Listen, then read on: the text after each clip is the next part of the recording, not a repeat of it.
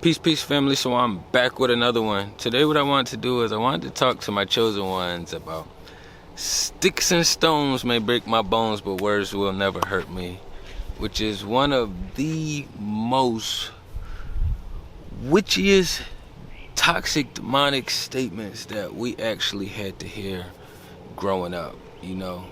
And I smirk and smile because we've all heard it, you know. It's not really too many people that I've ran into that's never heard that statement before, you know. But on a much deeper level, you know, and as we started to get older, whether you aware or not aware, the way today is set up in the Western world, is you are going to know that words hurt people, you know, and words make people hurt themselves. So as far as the sticks and stones go, it's like the sticks and stones is a metaphor, and it's also a word spell that entangles you with the 3D realm. You know, it makes you think of physical pain, and if you're thinking of physical pain, that's always immediate, you know. And spiritual pain can be immediate too, but that also can hit later and have a much longer lasting linger than your physical pain. You know what I'm saying? But see, as boys, we always thought that, you know, when you get to the sticks and stones part, it's always more so of the physical fighting part, you know. Sticks and stones. Oh, well, did he hit you? No, he ain't hit me. Did he touch you? No, he ain't touch me. All right, then, so don't worry about it. So for us, it always came down to that physical interaction or engagement. But that generation was a lot different than this generation, but, you know, we was older for what was going on as opposed to the younger generation that's coming into it and it's just here, you know. But as I started getting older, like from middle school to high school, my 8th grade summer transitioning into 9th grade, but the school year hadn't started yet. And I remember practicing basketball with like my AAU team. We was kind of out there at the school early, and it was still yellow tape and like burn grounds and like the white stuff that they put all over it afterwards, you know. And it was a student who had, you know, took his life, moved on to his next journey due to being picked on in school, you know. And for me, I wasn't even all the way in high school yet, so just to even see the residue of it was like, I've heard of it and had it close by and in my family, but not to the point to where I'm just seeing the residue and everything just kind of out there in front of the school, you know, because he kind of burned himself in front of the school, like right where the flag was at, you know, and that was just due to being picked on. That had nothing to do with sticks and stones, you know, and I'm pretty sure they used some sticks and stones, you know, like pushing and shoving and like, you know, on the minimum. But they was causing most of their damage spiritually with the words, you know, with the word spells. And then if you have people who already don't have a spiritually strong household and they already was kind of weaker on the, you know, the self-uplifting talk, then that's making them beat themselves down even more, you know. And you have to understand, like, for kids and younger people to understand these tactics, it has to be demonic and witchy. It has to be. How do they know these tactics and have these things down to such a T to where, you know, you do have people that's exiting here, moving on to their next journey due to these words being spells and casted upon them, you know, because they aren't getting in trouble for it, because technically they aren't the one that's causing the physical damage, you know. But repetition with the words and the spells is making them harm themselves. And in order to me, I feel like, and even to get to that space, like, because I done had some family members and some peers that then, moved on to their next journey due to their own decision, and it's like, once they get to that space and they start getting closer or pushing towards that space, like, I wasn't really super aware when them things was taking on around me when I was younger. They just kind of happened, and then I was like, oh, and it moved from there. But even for them to get into a space to do that,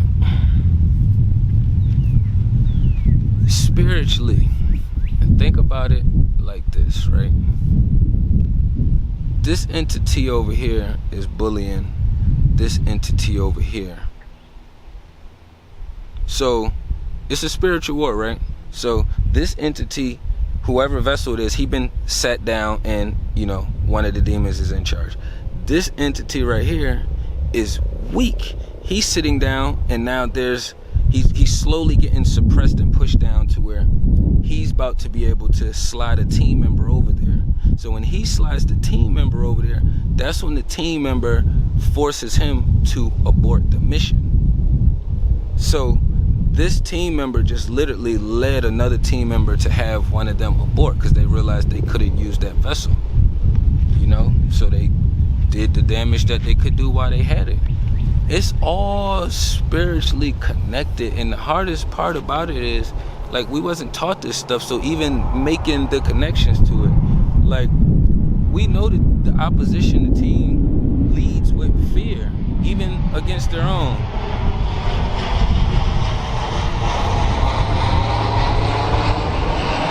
I'm near an airport kind of, so that's expected over here. But we know how that team leads. We can see it in the movies. They rule with fear. All of the beings that's underneath them, even if they're royals, they still are being led by fear. So this one just put his other teammate in so much fear that he said, yo, fuck it, we about to abort the mission. So these words that we are using as spells cause way more damage than these sticks and stones, And I think we all at a space in time now where it's apparent. And for the ones that's not grasping it, you have to understand that they are not moving with the natural flow of things of life, or trying to move with the natural flow of things of life. And they are solely focused on the 3D physical realm. That comes first. So for them, they always need 3D proof, a 3D visual, 3D evidence. It's always going to be something 3D, because to them, if they don't have the 3D connect with it, then it's not going to be no connection. And for a lot of us, we don't even need the physical objects to make the connection. We just know.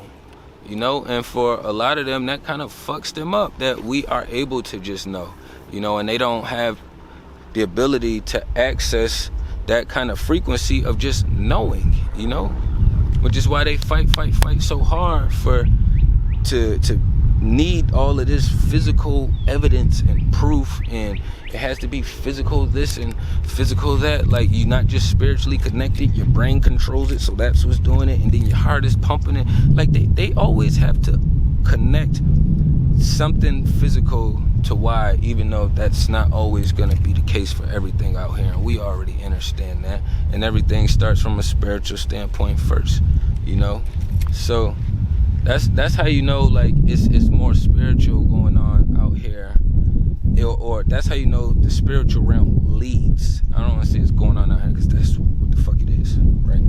So that's how what leads. And when it comes to these words and spells is real. Even when I was younger, once I got to a certain age, like, I would stop using the word hate, because to me, either hate was a strong word, or I felt like it should be a strong word. So I stopped saying, like, oh, I hate this and I hate that, or I hate doing this and I hate doing that. Like, it was just subtle. You know, it just started with that little word, and I just changed it to, oh, shit, I don't like it. Or, you know, I'll say something else, but I wouldn't use the word hate. Because to me, if the words is going to be spells and we're already hanging weight on the words, then I have to put the weight on the word myself for when I say it. You know, because I can't make somebody else put the same weight on it when they use it. It's like when somebody say, I love you, you know, clearly it's thrown around out here like a piece of grass. So come up with another word. That doesn't mean that you don't have that same feeling and connection and vibe for that being or for your people.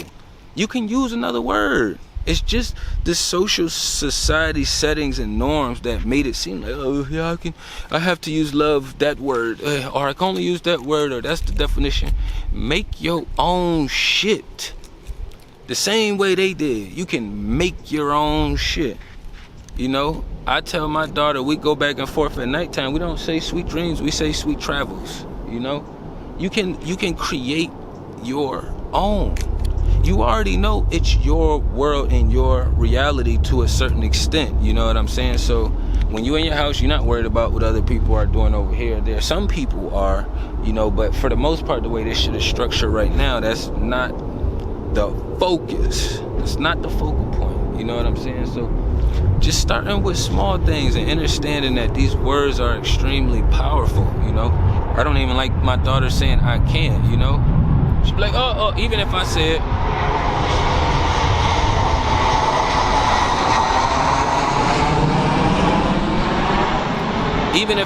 she'd be like, oh, Daddy, you said a bad word. I'm like, I'd be like, shit, I did.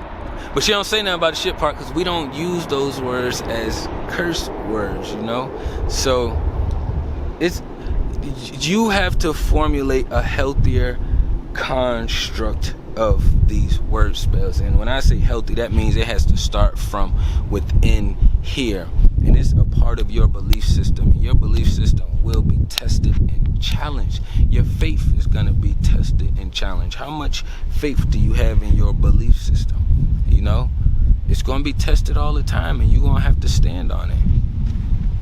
You ain't going to have to. It's not mandatory. But for me, it's mandatory. So I just say as reflection, it's mandatory. You know what I'm saying? Like, there's no other way around it.